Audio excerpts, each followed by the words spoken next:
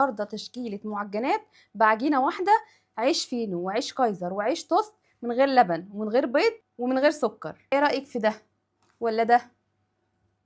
ولا شوفي لي بقى طراوة العيش التوست وجماله، بتقطع وهو لسه سخن وطالع من الفرن. يلا حط لايك وهاتي لي كوبايتين اتنين من المية من الحنفية، بحط عليها معلقة كبيرة من الخميرة الفورية، معلقة كبيرة من العسل الاسود، بس للاسف اللقطة دي ما اتصورتش، ممكن بدل العسل الاسود تحطي عسل ابيض او تحطي دبس تمر. بعد كده بجيب كيلو من دقيق القمح الكامل اللي هو دقيق الحباية الكاملة، بحطه على الخليط ده. وطبعا العجينة دي تقدري تعجنيها بايدك، مش شرط ابدا عجان. باعجن العجينة كده لمدة 3 دقايق، مش شرط إنِّك أنتِ تعجنيها كويس، يا دوب عجن بسيط كده تلمي المكونات. وأنا باعجن العجينة احتاجت منّي مَيّة كمان، فضِفت لها نُص كوباية، مقدار المَيّة اللي استخدمتها كلّها 600 مِللي مَيّة، تقريبًا كوبايتين ونُص. بعد العجنة الأولانية دي إحنا عجناها دقيقتين كده، بنلِم العجينة بس وبنغطّيها ترتاح 10 دقايق.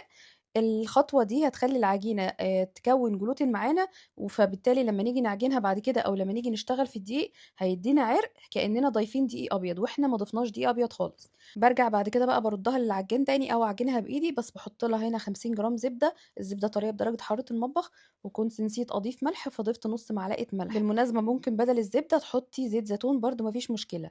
اعجني كويس لحد ما العجينة تعمل stretch معاكِ كده وتبقى مطاطية شوية. بالِم العجينة وباحطها في بولة وباغطيها بس 10 دقايق علشان نبتدي نعمل خطوة حلوة أوي، هتفرق برضه معانا في النتيجة النهائية.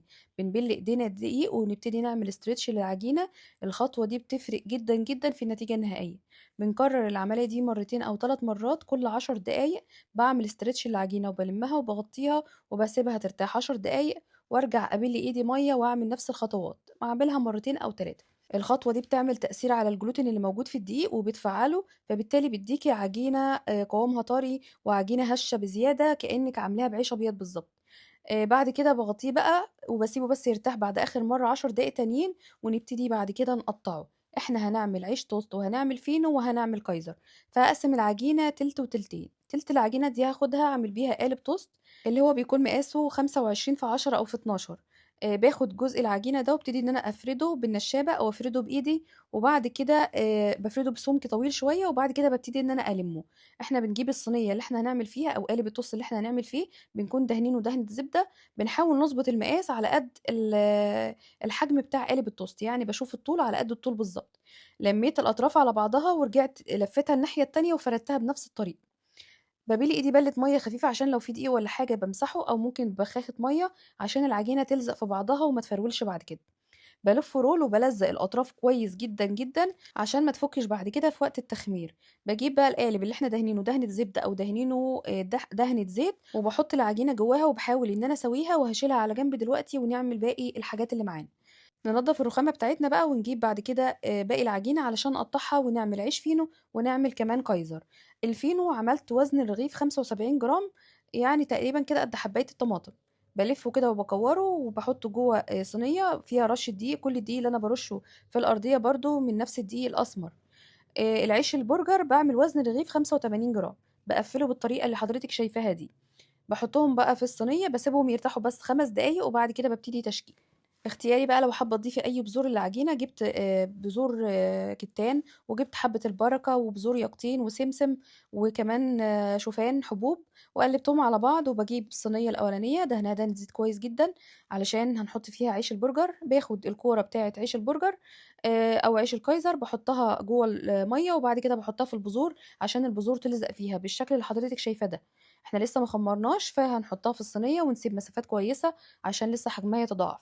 الفينو بعد كده بقى باخده على الرخامة من غير لا بادهن زيت ولا بارُش رشة دقيق ولا حاجة، بافرده بالسمك ده وبالِفّه رول زي ما هو موضّح في الفيديو بالضبط. بعد كده باقفّل الأطراف وبالزّق برضه الطرف ده كويس أوي عشان ما يفُكِّش بعد كده في وقت التخمير.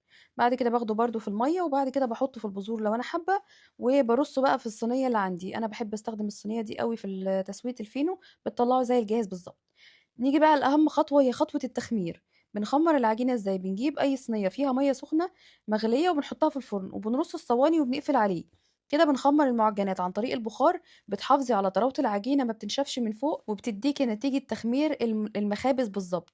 باسيبه بقى في المرحلة دي لمدة ساعة لحد ما يخمر أو يتضاعف حجمه، بتطلعيهم بقى من الفرن بعد التخمير علشان نولع الفرن، بس خدي بالك في المرحلة دي وأنتِ بتطلعيهم كوني حذرة عشان لو الصاج اتخبط منِك كل الهوا اللي دخل في الحاجات دي بيبدأ يخرج. بادخّل التوست وبادخّل عيش الكايزر على حرارة 240 رف أوسط، أول ربع ساعة على 240، بعد كده بانزّل الحرارة على 200 5 دقايق وباطلّع عيش الكايزر وباسيب التوست يكمّل تسويته كمان نُص ساعة، مدة تسوية التوست كلّها ساعة إلا ربع والكايزر 20 دقيقة. أمّا الفينو بيدخل على حرارة 240 أو أعلى درجة حرارة لمدة من 12 ل15 دقيقة. بعد كده باطلّعهم، لازم تغطّيهم بفوطة أول ما يطلعوا على طول، ما بترشّيش مَيّة ولا حاجة، غطّي فوطة بس، وعيش التوست بس اللي ممكن تدّي له مسحة زبدة. جرّبيهم وبألف هنا على قلبِك.